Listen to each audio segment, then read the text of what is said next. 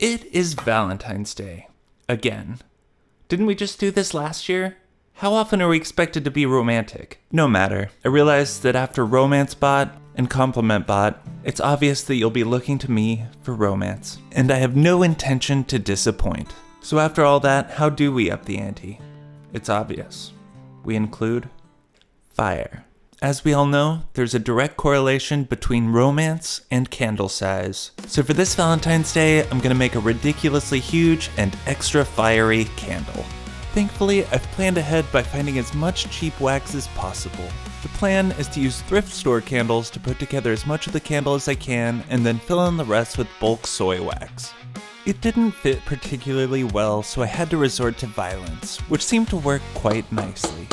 I got everything down into better chunks and sprayed so much anti-stick stuff that it fumigated the room, because the last thing I need is just a big bucket of very stuck wax. As some of you clever clogs out there may have deduced, I just kind of do stuff, and today is no exception. I'm not a candle maker, but in an effort to not ruin a container we want, I used a jelly jar, and in an effort to not make that explode, I'm putting that into boiling water to melt the wax. As for the candle's coloration, I have this big old box for just the occasion. We picked out some nice reds. Oh, that looks all bright red. Yum. And super duper intentionally dumped a generous amount into the wax. Turns out it takes absolutely forever to melt wax, so it was time to get crazier. Instead of melting and dumping 800 jars over the next few centuries, I looked up the melting point of wax and my bucket and decided to just boil my bathtub. If it was gonna take forever, I figured at least this way I could do some other stuff while that was happening, other than taking a shower. So while the initial jar kept taking forever, I prepped the full-size candle. Instead of having just a normal wick, I did kind of a braid thing so it could be extra fiery. But let's be honest, a wick isn't going to be anywhere near fiery enough. Searching for romance. I think these would be a little too romantic, you know what I'm saying? These sparklers? I may have to light one to see if this is the right amount of romance.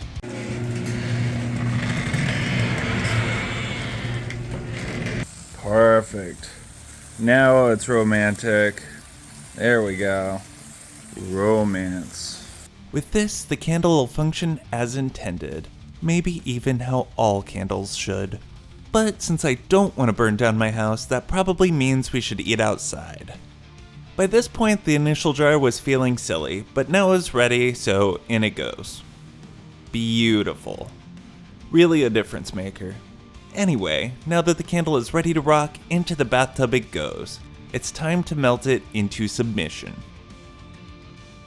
It turns out the boiler I have doesn't work until it turns yellow. But once it did that, Operation Boil My Bathtub was online. It took a really long time to get hot enough, and even longer to start doing something meaningful to the wax, but eventually, success. Oh my gosh, thank goodness. It's very inconvenient. Yummy. That looks like I punched a unicorn. So now it's time for a super secret stealth mission. Conveniently, my wife hoards glass containers like a dragon, and I know where her secret stashes are. She'll never know, except that she watches my videos, so I guess she'll know by this afternoon. I need it because the top layer of the candle looks like a mess, so I want to fix that, but unfortunately the jar I found doesn't fit my needs.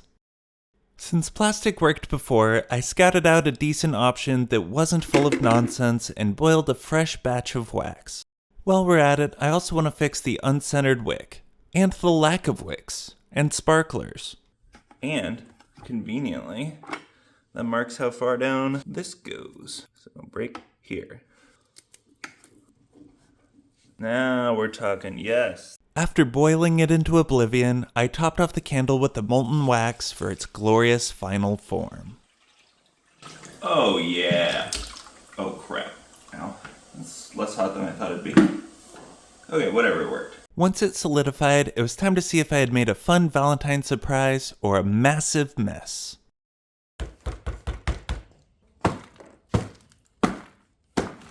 Yes! It's alive! Yes! Oh my gosh, it's good! Yes! To safety, you. Yes! But even though we now have this absolute unit of a candle, one of the key aspects of a romantic meal is actually including a meal. You like it?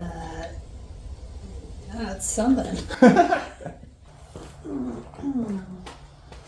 This is very hot on my fingers. Now we'll get to eat food. Woo! Happy Valentine's Day! What's food? Okay. Oh. I see. Huh. Cheers. That's fun. Kind of a long table, so it kind of looks like a birthday cake. When I first walked out, I was like, oh, I got a cake. Fancy. Maybe that'll be next year. Yeah, you gonna jump out of it? Mm-hmm. Oh boy. Let's add more fire. I don't like that it's pointed at me. Oh. It's part of the fun. Yay! Jesus.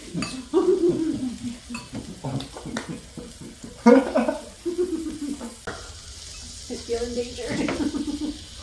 That's just the romance. You just feel a bunch of romance happening. There's certainly something in the air. There's sparks. Oh, it kind of formed a heart at the top.